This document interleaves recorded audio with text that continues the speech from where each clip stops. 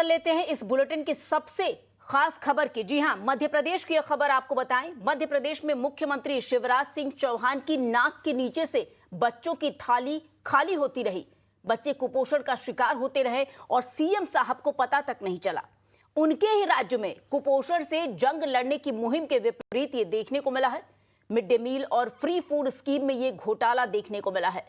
सरकारी ऑडिटर ने इस बड़े घोटाले से पर्दा हटाया है। राज्य के सरकारी ऑडिटर द्वारा करोड़ों में चल रहे इस बड़े घोटाले का खुलासा किया गया है। इतने बड़े घोटाले को अंजाम बड़ी ही सावधानी पूर्वक दिया गया और हैरान करने वाली बात इस पूरी खबर में यह है कि बाइक और ऑटो को, जो ऑटो के नंबर थे, उन पर बड़ी और भारी गाड़ियों के बिल बनाए गए।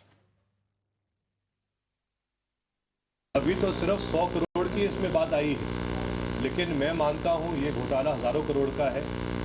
और सबसे अफसोस की बात तो ये है कि जो पोषण आहार गरीब बच्चों के लिए होता है, गर्भवती महिलाओं के लिए होता है, बेटियों के लिए होता है, उसी पोषण आहार को लेकर ये भाजपा के दलाल और नेता पैसा कमा रहे हैं। बहुत अफसोस की बात है कि भाजपा के नेता इतने लालची हो गए हैं कि जो राशन और जो पोषण आहार बच्चों के लिए दिया जाता है, कुपोषित बच्चों के लिए दिया जाता है, उसमें भी ये लोग पैसा बना रहे हैं।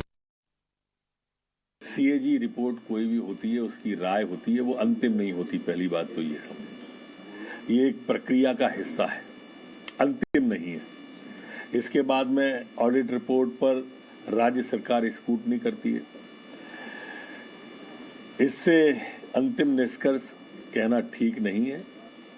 ये जब आती है तो अकाउंट सेक्शन के बारे में एक कमेटी होती है अकाउंट की, वो इस पर अंतिम निर्णय करती है। लोक लेखा समिति में जो विधानसभा के अंदर विधायकों की होती है और प्रतिपक्ष का व्यक्ति उसके अंदर लोक लेखा समिति का अध्यक्ष होता है, कभी कभी वहाँ भी जाती हैं। और इसलिए ये कहना ठीक नहीं है कि ये अंतिम है। और इसी खबर पर हमारे सहयोगी आपको बता दें, गोविंद इस वक्त हमारे साथ लाइव जुड़ गए। गोविंद, सबसे पहला सवाल मैं आपसे यही करना चाहूंगी कि बिना अधिकारियों के मिली भगत के क्या ये संभव होता है?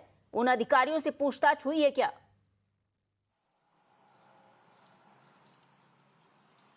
संभव ही नहीं। बिना अधिकारियों की मिली भगत के इतना बड़ा घोटाला कहीं से भी संभव नहीं है। और सबसे बड़ी हैरानी की बात यह है और संवेदनशीलता इस पूरे घोटाले में इसलिए है कि जो महिला एवं बाल विकास मंत्रालय है वो खुद सीएम शिवराज सिंह चौहान संभाल रहे हैं।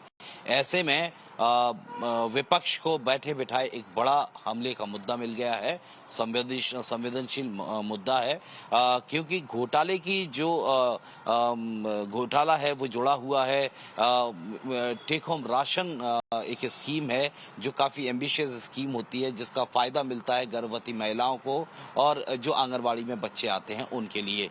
तो ऐसे में अगर इस तरह का घोटाला सामने आता है जिसमें 110 करोड़ से ज्यादा घोटाले की बात कही है, जो अकाउंटेंट जनरल हैं खुद उन्होंने इस चीज का खुलासा किया है, रिपोर्ट सरकार को सौंपी है, सीएजी ने सवाल उठाए हैं, इरेगुलरिटीज की बात कही है, क्योंकि ये जो टेक होम राशन स्कीम है इसमें 4 स्टेज पर घोटाले की जो पकड़ा गया है घोटाला, वो है production of ration, transportation of ration और distribution of ration and quality check of ration. और यहाँ ट्रांसपोर्टेशन राशन में तो इतना हद हो गया कि जो नंबर्स थे वो बताए गए कि इस ट्रक से, फला नंबर ट्रक से हमने ये राशन यहाँ से वहाँ पहुँचाया, लेकिन जब उस नंबर को ट्रेस आउट किया गया, क्रॉस चेक किया गया, तो वो नंबर कहीं स्कूटी का निकला, कहीं ऑटो का निकला, कहीं मोटरसाइकिल का निकला। तो इस तरह की धांधलेबाजी की गई है और यही वजह है कि विपक्ष ने सवाल खड़े किए हैं, हमला किया है, सवाल पूछे हैं खुद सीएम शिवराज सिंह चौहान से कि उनके पास ये मंत्रालय है, ऐसे में क्या वो इस पूरे घोटाले की जांच करवाएंगे बड़े स्तर पर, क्योंकि जो सरकार को रिपोर्ट सौंपी है अकाउंटेंट जनरल ने खुद कई चीजें बताई हैं कि किस तरह से इरेगुलरिटीज अपनाई गई हैं, बड़े पैमाने पर करोड़ों रुपए का इस तरह से घोटाला किया गया है। जी गोविंद, जो मुख्यमंत्री हैं उनसे सवाल जवाब होने की बात हो रही है, लेकिन जो मंत्रालय है जिसकी हम बात कर रहे हैं, जिसमें महिलाएं और बच्चे आते हैं, वो मंत्रालय खुद मुख्यमंत्री ही संभालते हैं, उन्हीं के अंडर आता है, तो वो भी सवालों के घेरे में है। अब सवाल यहाँ पर ये उठता है कि उसकी निगरानी कौन करेगा या किसके अंडर में ये जांच होगी? ये भी बड़ा सवाल है अपने आप में, क्योंकि मुख्यमंत्री इसमें है, इस विभाग के।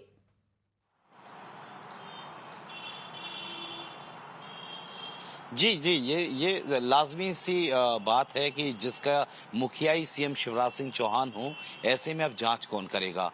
तो यानी अब जांच करने वाला जो भी कमेटी है या जांच करने वाली, वो या तो निष्पक्ष होनी चाहिए या उस प्रभाव से परे हो जिसमें मध्य प्रदेश सरकार का कोई दखल ना हो।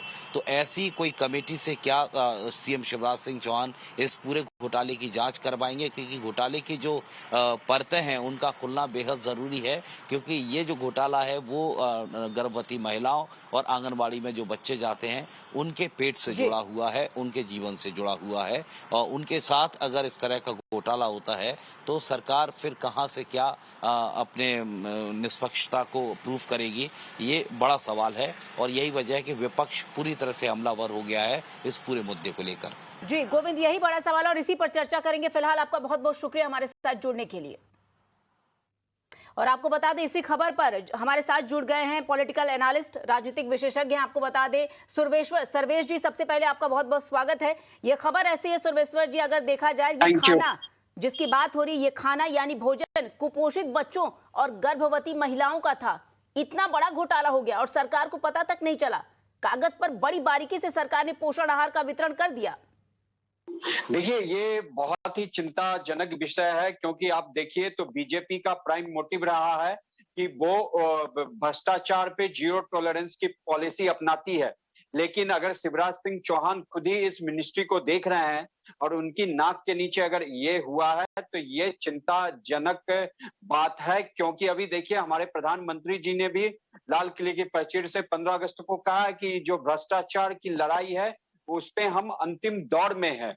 तो इस पे कहीं ना कहीं बीजेपी की सरकार वहां पे बैकफुट पे नजर आ रही है। लेकिन ये एश्योरेंस मैं कहता हूं कि, और मुझे पूरा विश्वास है कि अगर ऐसा कुछ घोटाला हुआ है, अगर कुछ अधिकारियों की मिली भगत से हुआ है, तो जरूर इसमें जांच में जो भी अधिकारी आएंगे उस पे कठोर कार्रवाई करनी पड़ेगी बीजेपी को, और वो करेंगे।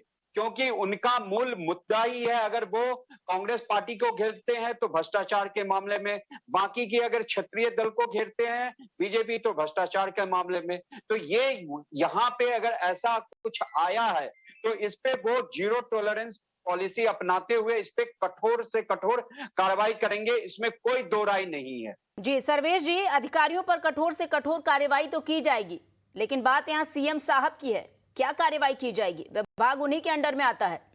देखिए, विभाग उनके अंडर में आता है, लेकिन जो डिस्ट्रीब्यूशन का प्रोसेस है, जिले में, डिस्ट्रिक्ट में किस लेवल पे कहां से ये खामियां हुई है, वहां पे तो स्टेट लेवल के ऑफिसर्स या फिर डीएम, इन सबों की मिली भगत होती है। इन्हीं सबों के मतलब ये सभी अधिकारी इसको निष्पादन करते हैं। फूड सिक्योरिटी ऑफिसर जो होगा या फूड डिपार्टमेंट जो होगा, तो वो जांच का विषय वहीं से स्टार्ट होगा। और सीएम शिवराज सिंह जी के अंदर ये मिनिस्ट्री है तो जरूर उन पे उंगली उठ रही है। लेकिन ये मेरा मानना है कि जरूर अगर जांच में निकल के जो भी अधिकारी और जिसकी भी मिली भगत होगी उस पे बीजेपी गवर्नमेंट कहीं भी चूक नहीं करेगी कार्रवाई करने से। क्योंकि देखिए, अभी नेक्स्ट ईयर वहां पे इलेक्शन होने हैं, 2024 में लोकसभा के इलेक्शन होने हैं, तो बीजेपी कोई भी कसर नहीं छोड़ेगी या कोई भी ऐसा मामला को तूल नहीं पकड़ने देगी जिससे कि विपक्ष उन पे हावी हो जाए। जी, विपक्ष हावी हो जाए, लेकिन बात यहाँ गर्भवती महिलाओं से जुड़ी है, उन बच्चों की सेहत से जुड़ी है। एक कुपोषण जो बालिका थी, जो लड़की थी, आपने देखी होगी, उसकी तस्वीर भी बहुत ही सोशल मीडिया पर वायरल हो रही है। वो मध्य प्रदेश की है, जहां एक तरफ बीजेपी की सरकार कहती है कि हाल के कुछ सालों में कुछ उन्होंने एजेंडा बनाया कि यहाँ पर कुपोषण खत्म कर दिया जाएगा पूरे भारत देश से। और इवन यहाँ पर मध्य प्रदेश सरकार भी यही कहती है कि कुपोषण अपने राज्य में वो रहने ही नहीं देंगे, कोई बच्चा कुपोषित नहीं रहेगा, कोई भी गर्भवती महिला है उसे पौष्टिक आहार मिलेगा। लेकिन इस तरीके से पौष्टिक आहार मिलेगा कि पेट में किसी और के आहार जा रहा है, बच्चे और महिला वैसे ही हैं भूखे। जी हाँ, ये कहना आपका कहना बहुत ही सही है कि क्या इस तरीके की व्यवस्था से जो जिनके कुपोषित बच्चे और जिन महिलाओं के लिए गर्भवती महिलाओं के लिए राशन का प्रावधान किया गया, तो बीच में देखिए अभी भी हमारे प्रधानमंत्री जी कहते हैं कि हम डायरेक्ट बेनिफिट ट्रांसफर से भ्रष्टाचार को कम कर रहे हैं। इसमें कोई कतई संदेह नहीं है, लेकिन देखिए बात क्या है नया जी कि ये डायरेक्ट बेनिफिट ट्रांसफर जो होता है वहां पे जो लोकल अथॉरिटी होते हैं, मान लीजिए गांव में ऐसी कुछ महिलाओं को ये चीज सुविधाएं दी जा रही हैं, लड़कियों को दी जा रही है, बच्चों को दी जा रही है सुविधा, तो ये जो लोकल ऑफिसर होते हैं या गांव का मुखिया होता है, ये उन परिवार के घरों से पहले ही जाके ये बात कर लेता है कि आपको हमें इतने पैसे देने होंगे तब हम आपका नाम आगे करेंगे। तो ऐसा नहीं है कि अगर सेंट्रल गवर्नमेंट या प्रधानमंत्री जी कह रहे हैं या मुख्यमंत्री जी कह रहे हैं कि हम भ्रष्टाचार नहीं होने देंगे, तो बाकी के सारे अधिकारी उसमें मतलब उनका साथ दे रहे हैं। उसमें जो छोटे नीचे स्तर के जो अधिकारी है, जो ऐसे ऐसे घोटाले को अंजाम देते हैं, उसको रोकना बहुत जरूरी है। और जब हम इसको ट्रेस आउट करेंगे तभी हम उन महिलाओं को, जो गर्भवती महिलाओं और बच्चों को के साथ न्याय कर पाएंगे। और इसमें इस ऐसे स्कैम को रोकने के लिए हमें बहुत बड़े स्तर पे कार्रवाई करनी होगी। जैसा कि मैं एक एग्जांपल देता हूं, मान लीजिए प्रधानमंत्री आवास योजना के पैसे आने हैं, तो गांव का जो मुखिया होता है, वो जो परिवार जो उस योजना का लाभार्थी होता है, उससे पहले ही करार कर लेता है कि आपको अगर 2 लाख अकाउंट में आएंगे तो 20,000 25,000 आप हमको दोगे, तभी आपका नाम आगे फॉरवर्ड करेंगे। और उसमें वहां के ब्लॉक डेवलपमेंट ऑफिसर से लेके सबका हिस्सा होता है। अरे तो सर्वेश जी सुनिए ना, आप कहाँ जा रहे हैं सर्वेश जी? ब्लॉक लेवल पे हो या लोकल लेवल पर हो, गांव का प्रधान हो, चाहे जिसकी कैसी बातें आप कर रहे हैं, सरकार आपकी है भाई, बीजेपी की अगर सरकार है तो ऊपर से नीचे तक निरीक्षण करना किसकी जिम्मेदारी है? अगर वो भ्रष्टाचारी हैं, गलत काम कर रहे हैं, तो आप तो विपक्ष पर बड़े आसानी से बीजेपी सवाल उठा देती है, तो अपने ही राज्य में अपने ही गिरेबान में क्यों नहीं झांक कर देखती? देखिए आपका कहना सही है कि ये जो चीजें हुई हैं और ये माननीय मुख्यमंत्री जी के नाक के नीचे हुई है, ये बहुत ही शर्मनाक चीजें हैं। लेकिन जो मैंने आपको चीजें बताया है कि किस तरीके से मतलब ये घोटाले होते हैं और इसको अभी तक रोक नहीं कर पा रही है कोई भी सरकार, तो इस चीज पे ध्यान देना। और मैं आपको विश्वास दिलाता हूं कि इस पे जांच होगी और दूध का दूध पानी का पानी। जो भी दोषी अधिकारी, अगर ट्रक का नंबर में स्कूटर का नंबर पाया गया और ये ऐसा संलिप्तता पाया गया, तो जरूर उस पर कठोर कार्रवाई होगी। आप निश्चिंत रहिए, आने वाले समय में आप देखेंगे कि जरूर जो भी भ्रष्ट अधिकारी उसमें शामिल है उस पर कार्रवाई होते हुए आप जरूर देखेंगे। जी चलिए, आपसे एक आखिरी सवाल ले लेती हूं मैं सर्वेश जी, आपको क्या लगता है, क्या बिना सरकारी अधिकारियों के कुछ बड़े पद पर तैनात जो मंत्री हैं, उनका भी नाम लेना चाहूंगी यहां पर, उनके मिली भगत के इतना बड़ा घोटाला किसी राज्य में संभव है?